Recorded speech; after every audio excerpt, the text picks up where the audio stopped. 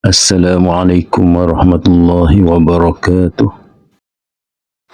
Apakah kita percaya dengan rukun iman yang keenam? Kita umat Islam diajar untuk beriman kepada qada dan qadar. Rukun iman yang keenam. Bila Allah menetapkan bahawa Anwar dilantik sebagai pemimpin kita, kita tak setuju dengan ketetapan Allah. Kita berusaha dengan cara yang melampau untuk jatuhkan Anwar. Apakah usaha kita untuk jatuhkan Anwar itu dibenarkan dalam Islam? Sedikit kesilapan yang dilakukan oleh Anwar tidak menghalalkan usaha kita untuk jatuhkan Anwar. Apakah segala usaha kita untuk jatuhkan Anwar menandakan bahawa kita tak yakin dengan rukun iman yang keenam?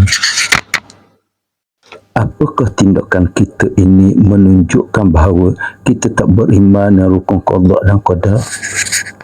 Apakah ini menandakan bahawa kita telah terkeluar dari Islam kerana kita tak yakin dengan rukun qada dan qadar?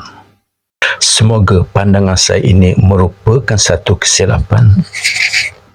Apa hal pun, mohon maaf jika anda yang ini salah.